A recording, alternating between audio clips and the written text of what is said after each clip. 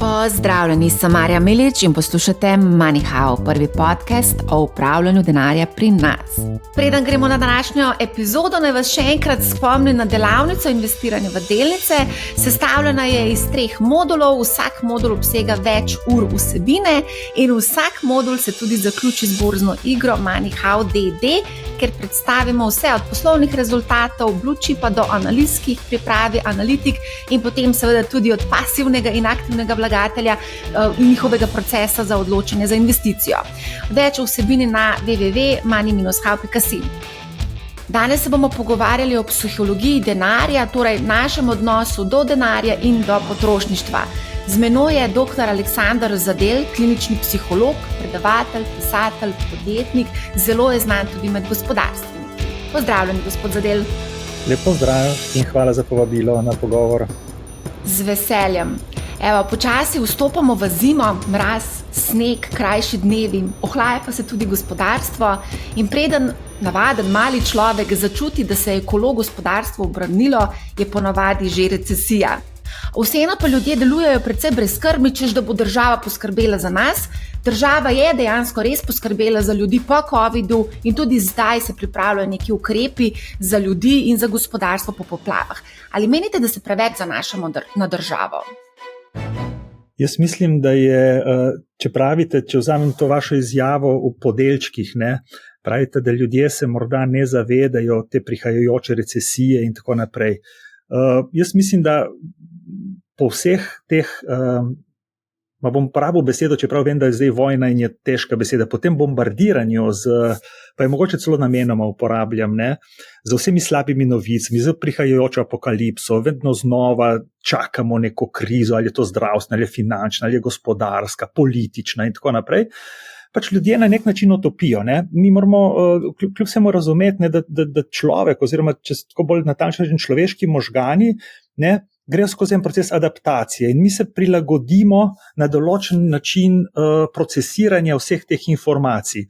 In seveda, če bi mi kot subjekti, ali pa tudi kot objekti, torej v smislu telesnega delovanja, na vsako tako informacijo se odzvali burno z neko akcijo in tako naprej, je to izjemno izčrpujoče. In ker smo to nekaj časa počeli in mediji poskrbijo za to, da se nas dotaknejo te informacije, potem človek počasi otopi. Tako da dokler ne bomo dejansko sredi neke nove izjemne situacije, do takrat jaz ne pričakujem, da bi se ljudje odzivali na napovedi, kaj posebej dramatično. Predvsem zaradi tega, ker smo v eni taki zmirni apatiji, letargiji, pasivnosti in kakšen bi rekel, malo bolj kritično upišme uhovstvo. Ja, vse te napovedi se pogosto revidirajo in popravljajo navzgor, navzdol, tako da te revidacije se dogajajo kar precej pogosto v zadnjem času, se mi zdi. Drži. Zdaj, čeprav ob polni zaposlenosti pač res ni tega čutiti med ljudmi, ni čutiti tudi konec koncev recesije, čeprav gospodarstveniki že opozarjajo na neke znake ohlajanja. A pa se je smiselno nekako pripraviti, ker vemo, da bo prišlo pač neko obdobje, ko se bo odpuščalo, ko bo malo težje živeti. A je to smiselno, da se pripravimo na to? V bistvu, ko jaz tako slišim nekoga z tem vprašanjem, jaz pomislim na to, da v bistvu gre za življenjski stil. Kakšen življenjski stil ima kdo? Jaz ocenjujem, da je zrel in odgovoren življenjski stil tak, ki zmore hkrati poskrbeti za neke vrste kakovostno življenje, pa hkrati v bistvu skrbi za prihodnost. Mi živimo v svetu, v katerem nas vsaka informacija, ki jo dobimo preko večina informacij, ki dobimo preko medijev, opozarja, bodi tukaj in zdaj, uživaj, privošči si, ne vzemi to, kar je za veliko žlico. Hkrati pa v bistvu je seveda opozarjanje na prihodnost in na prihodnje izzive seveda dojeto podobno, kot sva prej govorila, prihaja kriza, prihaja recesija in tako naprej. In tega se ljudje izogibamo. Biti mlad, lep, uspešen, bogat, trošiti zdaj, to je ena mantra, znotraj katere se je zelo, zelo, zelo težko trezno postaviti proti prihodnosti, če mi dovolite tako reči, ne? In jo razumeti, seveda, ne kot grožnjo, ampak kot izziv, ki nas čaka v prihodnosti. Ne? Torej, vzpostaviti neke vrste osebno stabilno finančno poslovanje je del širšega procesa, ne pa tega, ker se zdaj ohlaja, zdaj moramo začeti šparati. V bistvu varčevanje je ena od oblik upravljanja denarja, ki bi se jo seveda bilo smiselno priučiti v otroštvu, kot smo se včasih šparali v šparočkih, ne, in jo potem gojiti in razvijati tekom svojega življenja. Ne pa zato, ker je ravno zdaj Nemčija kihnila in bomo mi zdaj dobili pljučnico čez 3 mesece. Ne.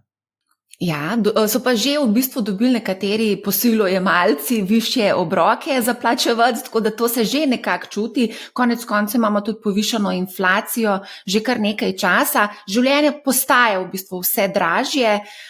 Države pa se tudi v bistvu zanašajo, da bo potrošnik med drugim nekako financiral gospodarsko rast. Ne? Itak, to je vedno. Ja, gospodarska rast v bistvu tudi bazira na naši zasebni potrošnji. Ne? Kakšna je v bistvu mentaliteta Slovencev kot potrošnikov? Jaz mislim, da smo mi ugriznili v to jabolko potrošništva za zelo, zelo velik grižljaj smo naredili. In marsikomu se je seveda zataknil ta grižljaj na poti v prebavni trakt. Ne? Iz obdobja, pa to v bistvu Y pa Z generacija tega ne ve, ne? Ampak bom rekel X generacija pa baby boomeri, ne? So dejansko živeli v obdobju, ko dejansko smo bili od majhnega vzgajani, da je treba varčevati, si, bom rekel, za bicikl, ko smo bili majhni, pa za moped kasneje, pa za karkoli. Ne? Potem pa v bistvu z temi 90 leti, ne, in tem vstopom v to tako imenovano kapitalistično družbo, ne, v bistvu smo začeli živeti v prihodnosti zdaj, ne, in v bistvu smo si kupili bicikl, pa pol odplačevali neke obroke, pa smo si kupili avto, pa pol odplačevali obroke. Ne. Začeli smo živeti z denarjem, ki naj bi ga zaslužili šele v prihodnosti. Mi smo pa v preteklosti živeli z denarjem, ki smo ga zaslužili v preteklosti. To je velikanska razlika in sprememba v mentaliteti. Ne. In seveda, ko ti živiš z denarjem, ki ga boš zaslužil v prihodnosti, ne, torej imaš televizor, ki ga plačuješ na obroke, si bil na dopustu, ki ga potem odplačuješ na obroke, voziš avto, ki ga boš, torej ti zdaj uživaš, pol boš pa mogel delati, ne, pravilo pa je, da ti zdaj delaš, pa pol uživaš. Ne, mi ne gledamo sendviče, pa smo siti, ne, sendviče treba pojesti, pa si pol sit, ti popiješ vodo, pa si pol odžejan, torej ti delaš, pa pol imaš, ne. In tukaj je potem težko z ljudmi, ki imajo možnost, ne, goljufanja osnovnih temeljnih principov življenja, ne, torej s kreditom, kredit ni nič drugega kot to, ne, psihološko govorim, ne, ekonomisti verjetno grejo lasje v zrak, ampak jaz sem psiholog. Ne. To meni, ko jaz vzamem kredit, si bom privoščil nekaj, kar si v resnici ne morem privoščiti. Ne, torej financira pač nekdo drug. In to me ne stane. In me stane v prihodnosti. In sedaj v prihodnosti ne poznam, koliko bom zdrav, ne vem, kakšna bo inflacija, ne vem, kakšna bo gospodarska rast v Nemčiji, ne vem, kako bojo Kitajci se razjezili na Amerikance in obratno za bilo kaj, in kakšna bo cena zlata in nafte in plina, jaz nimam pojma tega. Ne? To pomeni, da te preseneti, da sem potrošnik. Jaz sem tudi živel včasih, ko sem poznal blizu sebe ogromno ljudi, ki so jemali take in drugačne kredite za stanovanje. Zdaj sem pač v tistih letih, ko pač krediti niso več moj osnovni način življenja. Ne? Na srečo se mi zdi. Ne? Pa tudi niso bili ne vem kaj v preteklosti, ampak ne rečem, da nisem nikdar vzel nobenega kredita. Ne? Ampak ljudje, ko so kupovali stanovanje, niso rekli, jaz bom vzel ta kredit, ker mi bo omogočil, da lahko pol še kaj živim in tako naprej.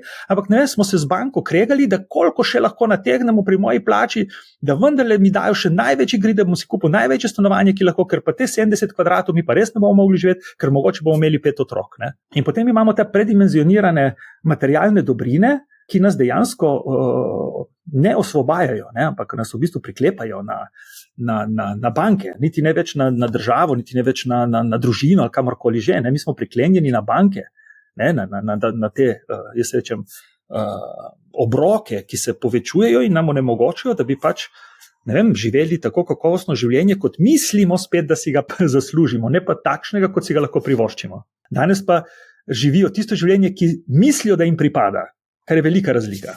Ja, in kako potem vzgajati otroke v tem svetu, ker v bistvu varčevanje ni več v bistvu nekaj, kar se uči, oziroma ker pač ni potrebe po tem, kot ste povedali, se takoj servira z vsemi temi zadevami. Vi imate 4 otroke, a ste jih učili varčevanja? V bistvu tako je. Ne? Tisto, kar sva z ženo počela, je bilo to, da smo nekako uvedli v to našo družinsko dinamiko, da ni samoumevno, da je vse tukaj in zdaj in na razpolago. Ne? Jaz uživam pri tem, ko si otroci zamislijo, da bi nekaj imeli, in je moje naslednje vprašanje, kako boš do tega prišel. Nekaj otrok, jaz bi imel telefon in pol starši začnejo razmišljati pismo, zdaj bomo imeli malo rojstni dan, pa bomo dali mi, pa babica, pa to, pa bomo kupili en telefon, dober, ne. Ne, v bistvu moje vprašanje vedno je, in to je moj način, kako jih učim, ne, da razumeti, da mi ne materializiramo ali pa manifestiramo denarja, ta beseda mi je v tem New Age-ovskem sem pobral ven, ne. Se pa mi kar starši manifestiramo denar, gremo na bankomat in pol vzamemo, kar rabimo. Ne, ampak kako si to zamislil, kako si to predstavljaš? In kot doktor otrok ne naredi neke sheme, v kateri seveda sodeluje s prihranki, z delom prek študenta, zdaj ko so večji in tako naprej, ne. In tam se potem začne oblikovati odgovor na vprašanje, kdaj šele bo čas, da si nekdo nekaj omisli, kar bi mu prišlo prav. Klasičnega tega varčevanja z kovancem v šparoček tega pač ni tega, ne. Ni več, ne. A zdaj, ko ste omenjal partnerko, pa me zanima, recimo, kako pa se vidva recimo pogovarjata o denarju? To je eno pogosto vprašanje, ki ga dobivamo na MoneyHow. Kako se pogovarjati s partnerjem o denarju? Tako je, ne. Sem se hotel pošaliti, bom resno odgovoril, ne. V bistvu, ko so pač mi to si želela imeti tako družino in jaz se veliko vozim, moje delo je povezano z veliko vožnje in jaz sem se, oziroma skupaj z ženo, sva se zavarovala, mislim, da je 4 ali 5 življenjskih zavarovanj sva imela v tistih, ko so bili otroci najmanjši. Ne? Se nam je zdelo to logično, ker če slučajno se bi komorkoli od naju kaj zgodilo, ne, bi seveda ta družina, eden za to družino, pač so gledali na to, ne, da so imeli ta zavarovanja v različnih zavarovalnicah in mislim, da so jih imela oba skupaj 6, mislim, da jaz 4, ona 2 ali 3, tako. Ne vem zdaj točno, ampak zato, ker se pol spreminja, se veste, ko se spreminjajo pogoji, potem v bistvu nekje zaključiš ali pa preneseš ali pa nadaljuješ v novo zavarovanje in tako naprej. Ne. Tako da so ves čas skrbele, zdaj recimo, ker sta 2 starejši, sta že skoraj na svojem, mislim, ena itak na svojem, ena že prehaja na svoje, sta še 2, ne. V bistvu je to, jaz rečem, ta skrb čisto najneeksistenčna, da bomo mi dva prispevala, dokler ne zrasijo do 20, plus minus let, pa so nekako preskrbljeni, pa se začnejo zase tudi kaj brigati, sva tukaj blat. To je bil najin pogovor. A sva dobro zavarovana, mala nezgodna, pa življenjska zavarovanja dobro poštimana. Tukaj sva kar nekaj investirala, nekaj malega, to so tudi otrokom povedala, se to je meni najbolj zabavno, ne? So otrokom rekla, da bomo kupili nekaj, v enem obdobju so kupili nekaj dragih kovin ali nekaj takega, nekaj se nam je zdelo to tudi recimo en delček tega, bom rekel, finančne stabilnosti. Jaz sem pa v bistvu, jaz oba ženo, imava pa še neki, se spomnite, certifikatskih delnic, ne? In ene od teh so bile v Krki, ne? Tisto, kar nam je, takrat so odrezali, ne? Si dobil toliko procentov, koliko je bilo ljudi in pa so razdelili, no in tisto je tudi en tak, pri obeh skupaj se tudi kaj nabere, je še vedno tam lepo kot ena taka, ne vem, kako se reče temu, naložba ali kakorkoli že, ne. Tako da mama, mislim, niso neka upravljalca denarja huda in tako naprej, ima par takih, jaz rečem, varovalk sva naredili in to je bil najin pogovor o denarju, ne. Predvsem pa v bistvu, midva nisva nikoli vzela kredite za potovanje, recimo, to je iluzija, ne, da bi mi vzeli kredit in šli na pot, ne. Če smo vzeli kredit za avto službeni, zato da sem jaz z njim hodil naokrog in služil denar. Če brez tega avta ne bi mogli služiti. To je bila meni filozofija, kdaj se vzame kredit. Če vzameš kredit za to, da služiš nov denar, to se mi zdi recimo cool, ne? Ampak da bi pa vzel kredit za to, da bi pa živel bolj kakovostno zdaj, kot si jaz lahko privoščim, to mi pač ni v moji naravi, recimo. Ja, zdaj ste povedal kar nekaj zelo zanimivih stvari, tudi neke osnove v bistvu upravljanja osebnih financ, recimo ta varovalka, dobro zavarovanja, ne, ste omenili, 6 zavarovanj, ključno pri teh 6 zavarovanjih je zavarovalna vsota, koliko je bilo vsega skupaj. Imela sem enkrat en primer, ko sem odkrila enega podjetnika, ki je imel 27 življenjskih zavarovanj, ampak v seštevku je bil pa še vedno podzavarovan. Tako da, to je zelo pomembno, da se pogleda, je treba kar pogledati, v bistvu, da je ustrezna zavarovalna vsota. Taka, da bi nekaj let dejansko res omogočalo precej varno, da se nekdo postavi na noge ali pa da potem drugi zagrabi in tako naprej. To niso bila zavarovanja, da bi nekdo dobil 3000 evrov potem ven, ne? To bila se razumem. Da si s tem lahko nekaj pomagaš, ne? Mi da so gledali, koliko neto denarja potrebujeva na mesec, ne, in potem sva v bistvu razmišljala, za koliko časa, ne, ali bi ta denar zadoščal za 1 leto, za 2 leti, ne, za koliko časa, ne za kupiti avto otroka, ko bo toliko star, ne, za koliko življenj, za koliko kruha, mleka, salame in tega je ta denar primeren. Pa plačati najemnino, pa ogrevanje, pa to sem imel v glavi, recimo. Se vas razumem, je pa tako zanimivo, ko se pogovarjam z ljudmi, to ni ta prva stvar, ki jo omenijo, moram iskreno povedati. Marsikdo v bistvu nima urejenega življenjskega zavarovanja, kljub temu, da imajo otroke, pa bi bilo mogoče smiselno, glede na to, da so odvisni od naših dohodkov. Zdaj, ko se vrtiva okrog teh kreditov, ki ste tudi omenjal, mi je zanimiva ena zadeva, ki sem jo pred leti slišala od enega kolega, da ga je obšla dejansko fizična slabost. On je bruhal pa podpisu kreditne pogodbe za stanovanje. Meni se to zdi mogoče malo pretirana reakcija, sploh glede na to, da greš ti v nek odnos z banko, z zavedanjem, z nekim planom, kaj v bistvu, in tudi veš nekaj, kaj te bo čakalo v naslednjih 20 letih ali pa 30 letih. Zakaj take reakcije? Jaz mislim, da taka reakcija je bolj povezana z tem človekom kot takim, ne z nekim splošnim odnosom ljudi z banko. Če bi obrnil to na glas, rad obrnem stvari malo na glavo in gledam izven nekega okvirja. Ne bi rekel super, da je to začutil v pravem trenutku, ne, v katerem v bistvu lahko se pripravi na to, kar ga čaka. Ne. Veliko ljudi vrže čez ramo to, podpiše in je srečnih in čim prej unovči tisto kredit, dobi tisto stanovanje in pol bomo že kako. To se mi zdi bolj problematično kot to, da ti začutiš odgovornost, ki si jo sprejel s tem, da si vzel en zahteven kredit. Veste, ko se ti soočiš s tem, nam se vse zdi oddaljeno 30-40 let, ne?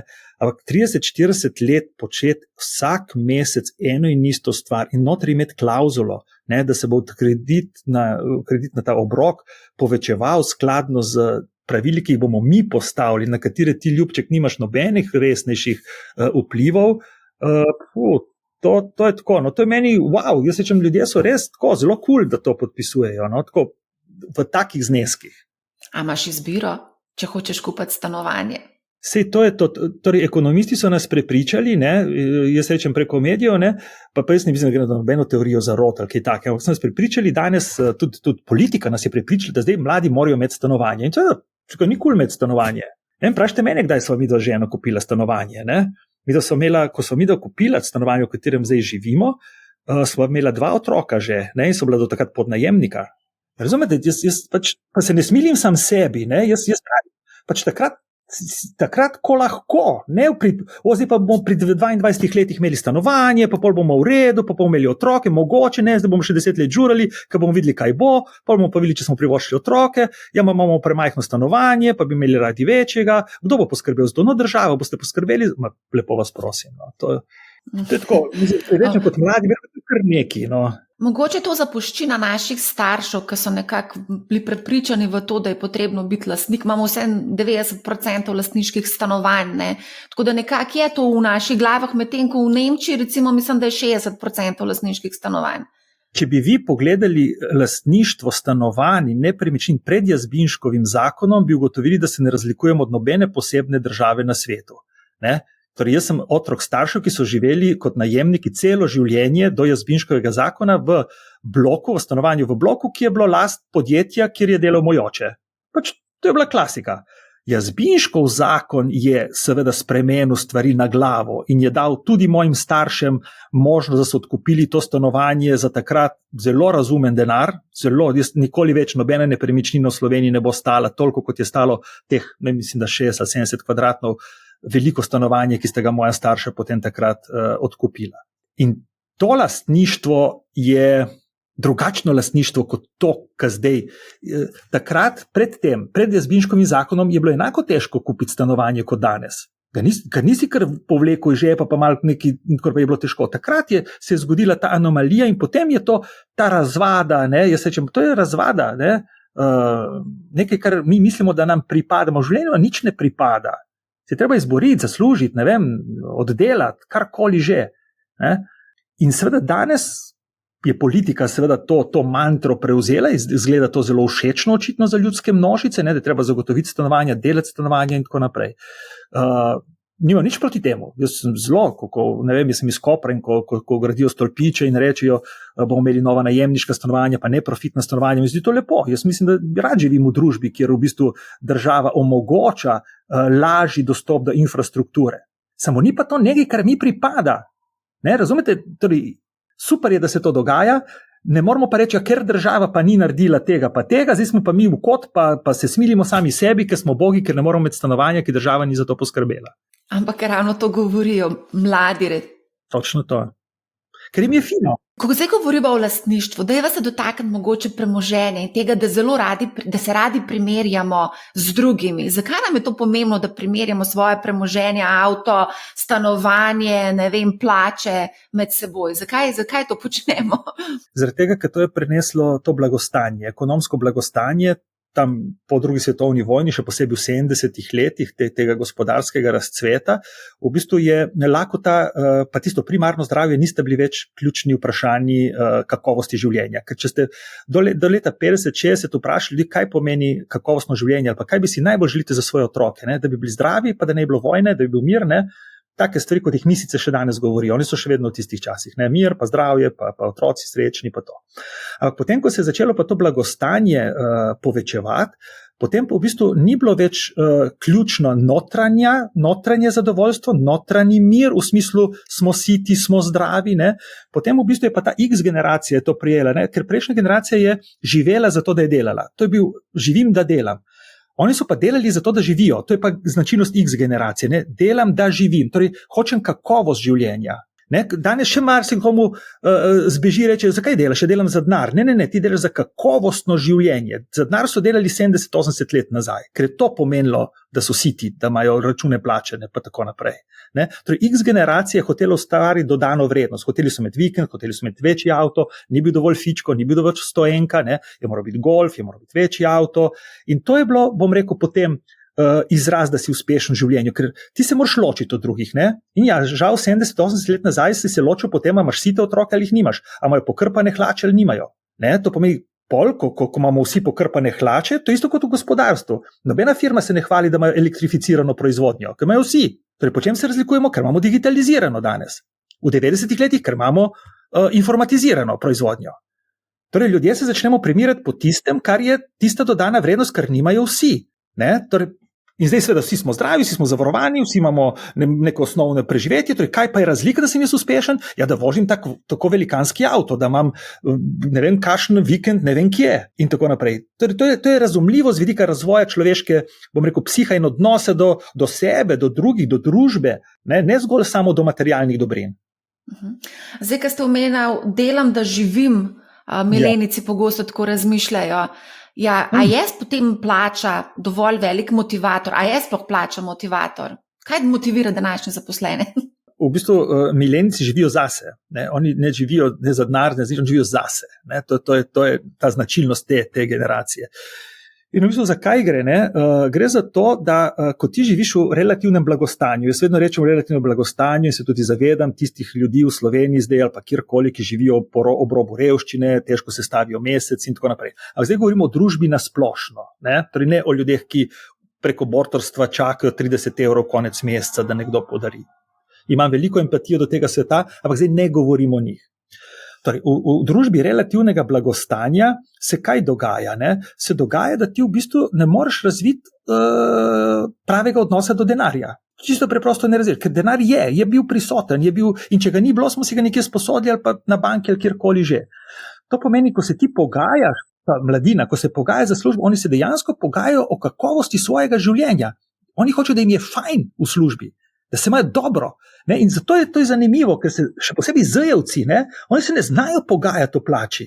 Oni hočejo, da jim je dobro, oni hočejo imeti chief happiness officerja, ki skrbi, da bo njim fajn v službi. In še da bomo kaj naredili za tihomorske želve, ali pa za orke, ali pa ne vem, za kakšno žival, ki je ogrožena. Ne? Torej, oni globalno razmišljajo skozi svojo trajnostno odgovornost, bi lahko temu rekli, ne? In skozi to, da jim je fajn. Če mene vprašate, pa ne gre za njihov intelekt, boh ne daj, da bi ga žalil. Njim ni jasno, kako je s tem denarjem. To pač to tam nekje je, ti greš, ga vzameš, pol si privoščiš, pol država ti zrihta poceni stanovanja ali pa tih ne, pol bomo videli, se bomo kam preselili, ker bo kje boljše. tako na easy, to je zelo tako življenje. Oni so res tukaj in zdaj. No, to recimo so osvojili, kar se mi učimo pri šamanih, pa ne vem pri komu, da je treba biti tukaj pa zdaj. Pa to. Oni to imajo, serijsko. To, da se ne znaš pogajati za plačo, to pa zna biti mogoče, ko bo prišla nekaj težki časi, kad te v bistvu zelenici, pa milenici še niso doživeli na ta prave krize, kot smo recimo mi doživeli, ne? Tukaj bo pa verjetno neki drugega mogel, nek drug instinkt, neki drugega bo mogel za preživetje tukaj se aktivirati. Če gledamo z našimi očmi, če pa gledamo z vidika tega, da jih ni, oni so zmeraj manjše generacije in zmeraj več ljudi rabimo, torej ni ljudi, torej njim se bo sploh ne bo treba pogajati, ker bo že njihova osnovna ponudba za to, da bo sploh službo prišli, bo idealna. Torej, res, mi govorimo, da v kakšnih težkih časih živijo. Če gledamo z očmi človeka starega 60 let, oni živijo v težkih časih. Če gledamo z njihovimi očmi, razumete, jaz sem dovolj star, da se spomnim časov, ko so ljudje po 100 prošenj pisali da bi delo dobili.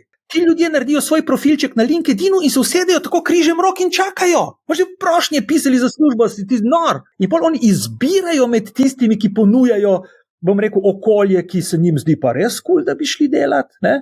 Pa tudi plača, ok, v redu, ampak vi skrbite za te tihomorske želve, ja skrbimo, plačamo 1% od prometa, da super, bom jaz tja prišel delati. Ne? To se ne pogajajo, to je fascinantno. Če bi bila seveda 30-40% brezposelnost, pol pa bi bila frka, pol je pa panika, ne? Ker pol pa nimaš tega orodja za se pogajati, kar je imela X generacija, oni so do fundamenta se pogajali, do dneva dopusta, do ne vem, kaj še, da telefon, kakšen račun, bom dobil, kakšen račun, koliko bom lahko na mesec porabil, če se spomnite še časov, ko ni bilo za 15 € vse all inclusive in to, ne. A imam za 100 € telefona? Ne, jaz bi rad 150 € telefona na mesec, ne. To je X generacija, ti samo, telefon, jaz ga imam, če ne imam pa bunega od mame. To je res. A nis? To dejansko, ko rekrutiraš oziroma zaposluješ ljudi, recimo, ne, se ful čuti ta generacijska razlika, ne, ko se pogovarjaš z malo starejšimi, ne, je čist nekaj drugega, ko se pogovarjaš z mlajšimi, ne. Ja. Dajte mi zdaj to povedati, pred časom sem poslušala eno epizodo enega podcasta in so govorili o temu, da se ljudi bojijo denarja, da imajo nek strah o spoštovanju do denarja. Kakšno je vaše mnenje o tem? Ma ne, jaz mislim, da te mlade generacije, to jim je tako za sproti, za zdrave. Ne vem, mi smo se včasih, ko prideš ti v eno okolje, ki ga ne poznaš, ki ga ne razumeš, mogoče imaš nek strah, lahko rečemo temu strah, ampak strah je čustvo, ki nas varuje pred tem, da bi mi vstopili v neko nevarnost, ne, da nam govori o nevarnosti. Ne. In mladi denarja ne dojemajo kot nekaj nevarnega. Tudi odnos z banko, ta dolžniški, ne dojemajo kot nekaj nevarnega. Bomo že naredili, se bomo zmenili, ok, bo dobro. Ne, jaz ne bi rekel to, da bi pri njih jaz v psihološkem smislu opazil kakšen tak res strah pred denarjem, pa ne, to ne vem, od kje bi to bilo. No. Ja, ampak vsem starejši mogoče imajo neko strah o spoštovanju do denarja, da se, ne vem, denar v bistvu je kot lopata, no, to je neko orodje za doseganje ciljev, ne, to je tako, kot bi se bal konec koncev lopate, ne. Se upravičujem, sem mislil, da me sprašujete o teh mladincih, teh zelenicih ali pa z generacij in tako naprej. Ne. Ko govorimo o X generaciji, ne, in starejših, v bistvu pa dejansko imamo ta zelo, zelo kulturno, jaz rečem, prirojen odnos strahu spoštovanja do denarja, ker dejansko je povezava med tem, kaj držiš ti v rokah, ne, kaj si lahko za to privoščih, je 1:1. Ne, to je 1:1. Če pa ti imaš neke bitcoine, pa imaš neke delnice, pa imaš neke izvedene finančne inštrumente, pa imaš možnost nekega kredita in tako naprej, potem v bistvu je to tako v zraku, tako neoprijemljivo, da te straha ni. Se pa kaj pojavlja? In tu mogoče je odgovor na vaše vprašanje. Se pa pojavlja pol anksioznost. To je pa strah brez vzroka. Anksioznost se pa pojavi takrat, ko ti lebdiš brez kakšnih stabilnih, oprijemljivih temeljev, sider okrog sebe. Ne? In pa, ko se začneš pogovarjati o denarju, pa oni nekako ugotovijo, da vendarle nekje denar, pa vendarle je v neki podlagi kakovosti njihovega življenja, ne?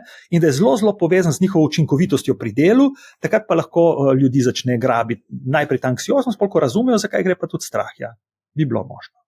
Prej so se pogovarjali o tem, kako se primerjajo ljudje po premoženju, plačah in podobno. Sami ste omenili, kako je v bistvu strukturirano na nek način vaše premoženje. Kaj pa je v bistvu sploh, recimo, definicija bogatstva? Recimo, to se tudi zelo razlikuje, ko se pogovarjaš s starejšimi, mlajšimi. Kaj je bogatstvo? Ja, zdaj, če bi bila midva v živo in bi bila publika, bi jaz stopil za pregrado po tem odgovoru, ki bom rekel, da ne bi letele, veste, rečevne gnile solate, pa gnilo sadje v mene in tako naprej, ne. V bistvu gre za kombinacijo, ne? Gre za kombinacijo materialnega blagostanja. Mi vendarle živimo v materialnem svetu, ne? In potrebujemo materialno hrano, pijačo ali karkoli že, in seveda vpetost v odnose. Torej, notranji mir in zadovoljstvo nam da pravilno ravnotežje med učinkovitim upravljanjem odnosov in pa materialnega sveta. Tako. Kaj pa je za vas bogatstvo?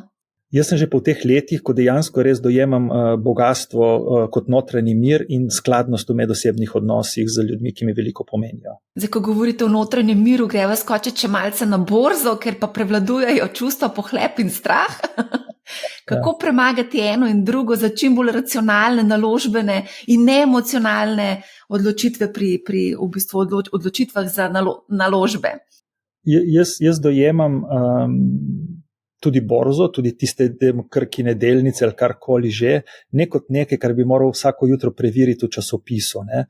Jaz ne rečem, da imam, ne vem, v teh delnicah, kaj sem, enoto denarja, eno količino, ne vem, 1000, 10 000, 20 000 ali koliko evrov, ne, ampak tam imam toliko število delnic in jaz se ne ukvarjam, a bom za to zdaj dobil 17 462 evrov ali pa 18 122. To je tisto, kar požre ljudi od odznotraj, ne, ko vsak dan spremljajo na evro natančno, kakšno je njihovo finančno stanje. In to je pot v pogubo.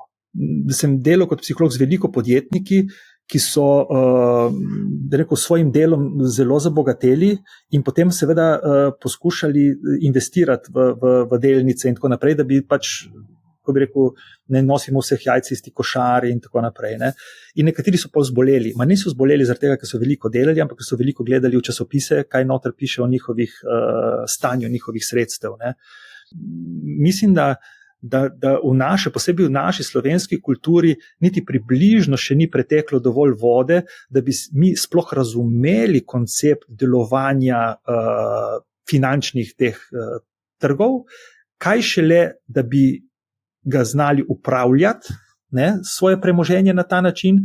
In ena od stvari, ki poznam v te vaše projekte, je to zgodnje opismenjevanje, bom rekel, mladih, pa tudi otrok, ne, o finančnem znanju. Se mi zdi ključno za to, da bojo te generacije, ki prihajajo, vendarle seveda lahko razumele najprej, kaj se dogaja na finančnih trgih, ne, in da ni tragedija, če je danes delnica padla, ker mediji bojo napisali, ne, da se je zgodil v New Yorku zlom, ker so delnice padle za 4%, ne, ali pa da je groza, ker je zdaj gospodarska rast je enaka, kot je bila 2016. Je pa kaj je bilo 2016 narobe, ljudje? Ste bili brez hlač, brez gat, niste mogli kupiti sendvič ali kaj, ne? Ampak ekonomisti bojo napisali, da glede na to, da je padla gospodarska rast, smo šli v recesijo in da zdaj so isti pogoj, ko so bili leta 2012 ali pa ne vem, 2000, pa kaj je bilo takrat, ljudje? Kdo je bil bolan takrat, pa ni mogel do zdravnika? Zaradi gospodarske rasti. To je ta latovščina, ki so si jo izmislili ekonomisti, da izgledajo bolj pomembni, kot so v resnici. In oni so si dejansko naredili svet ukrojen po svoji miri, da lahko v bistvu počnejo stvari, ki jih znajo sicer dobro početi, ampak so ne vem, 3/4 same sebi namen, če me ne vprašate. No, in komu koristi finančno nepismen državljan? Kako? Komu koristi finančno nepismen državljan? To sem vprašala tudi Janeza Šuštaršiča, na to isto temo vprašala. Zdaj, ko ste rekel, da so se ekonomisti spomnili te latovščine, da v bistvu na nek način manipulirajo tudi z ljudmi, ne? Definitivno. On celo se izmisli, da je fascinantno. Bom odgovoril na vaše vprašanje, ampak negativna rast. Si predstavljate, kako moraš biti sprevržen v neki logiki, da rečeš, da nekaj negativno raste. To je patologija, jaz rečem, brez primere. Ne? Ampak ne, to je zdaj normalno. Ne? Pa imamo bazične točke, pa odstotne točke, pa to tako fajn zgleda, ampak to je tako, oprostite, ampak to je res rečem iz srca butasto. Ne? Si izmisliš neke izrazoslovje, ki izgleda seveda sprihtno, tako res v redu, od zadaj za tem ni kakšne, jaz rečem, bom rekel, posebne vsebine. Torej, komu koristi? skozi zgodovino, tisto, kar nas uči zgodovina, je, da denar teče vedno v eno smer, ne, dolgoročno. Teče v centre moči in kapitala. Ne. Včasih se vmes centri moči zavejo, ne, da bo veliko boljše za njih, vsaj srednjeročno ali pa kratkoročno, če v bistvu postane ta srednji sloj močnejši, če ga je več in če v bistvu dejansko je boljše, če je manj revnih ljudi. Ne. Ste sami prej lepo rekli na začetku, potrošništvo poganjajo, gospodarsko rast poganjamo ljudje s svojo potrošnjo. Ne. To pomeni super, ne, nekje zopet ekonomisti izračunajo, da je super pomagati ljudem ali z davčnimi, ali s takimi ali pa drugačnimi, bom rekel, pomočjo, ne, da bi seveda okrepili potrošnjo, da bi se spet ta denar stekel v eno moč. Vedno je enosmerna cesta tukaj. Tako da tukaj ne gre niti za politiko, politika je tukaj samo v službi kapitala. Kapital je od tega, ko je človeštvo, boste tega se malo odbitne, ko je človeštvo iz lovsko-nabiralniške skupnosti prešlo preko agrarne revolucije, ne, v dejansko, ko se je začelo dogajati, takrat prvi koncepti gospodarstva, kot ga danes razumemo, ne, takrat je postalo, da tvoje kompetence v sposobnosti zagotavljanja pogojev za preživetje, to pomeni lov, da si bil dober lovec, zdrav, spreten in tako naprej, je postalo bolj pomembno, da si dober organizator, dober komunikator in tako naprej, in tam se je začelo kopičiti potem bogatstvo. Ne pri tistih, ki znajo zemljo obdelovati ali pa jo, bom rekel, znajo pridelati, bom rekel, hrano za življenje, ampak pri tistemu, ki zna to dobro organizirati, ki zna dobro prodati, ki zna dobro tržiti in tako naprej. In to so ti centri moči, ki so danes seveda samo bolj sofisticirani, pač ni kmetijstvo glavna gospodarska panoga tega planeta, ne. In tja se steka denar. Zdaj, mogoče, če gremo mogoče na dolgoročno planiranje, a ne? Zdaj, za recimo pokojnino se danes svetuje normalno, da se pač varčuje, a ne? Investira na kapitalske trge konec koncev. Kako v bistvu se pripraviti na doseganje nekih dolgoročnih ciljev ali pa na planiranje dolgoročnih ciljev, glede na to, da je pokojnina tako oddaljen dolgoročni cilj, 20, 30, 40 let je oddaljen. Kljub temu, da jaz nikdar ne izpostavljam države kot nekega krivca ali podgovornega za karkoli, ne, se mi zdi, da tukaj je pa ena stvar, ki je pa v interesu države. Sem delal dovolj časa v zdravstvu, da sem ugotovil, da v bistvu ne moreš ljudem prepustiti skrbi za lastno zdravje, ne, v celoti, zaradi tega, ker potem se ti lahko nakopičijo problemi zdravstveni do te mere, da država pol propade, kar smo videli, mislim, da je ogroženo delovanje zdravstva kot take, kar smo videli pri covidu. To pomeni, se mi zdi, da na način, kako danes skrbimo za svoje srebrna ali pa pozna leta, ne, in hkrati kakšni so pogoji države, ki skrbi za to, da bomo mi dejansko, da ne bo imela velikega javno-zdravstvenega, socialnega problema, bi država seveda bilo umno, da bi vzpostavila pogoje, v katerih bi ljudje se raje in v večjem obsegu odločili za varčevanje v poznem obdobju življenja.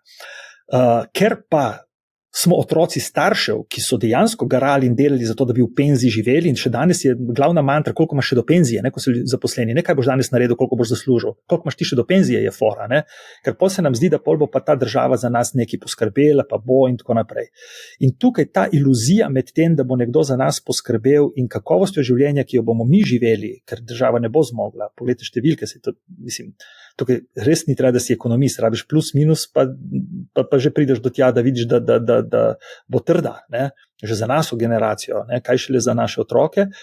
Tu se mi zdi, da bi umna politika ne navijala zgolj za davčno reformo, pa zdravstveno reformo, pa še kakšno drugo tako fancy reformo, ne, ampak da je dejansko res, kar ni težko, kar po moje je, če to dela civilna družba, skozi take projekte, kot jih imate vi, ne, bi države se do malce to rešila, če bi imela resen namen poskrbeti za blagostanje svojih prebivalcev, državljanov v tretjem življenjskem obdobju. Se mi ne zdi nič takega. Naučiti ljudi odgovornosti zase. Ja, se strinjam z vami, absolutno.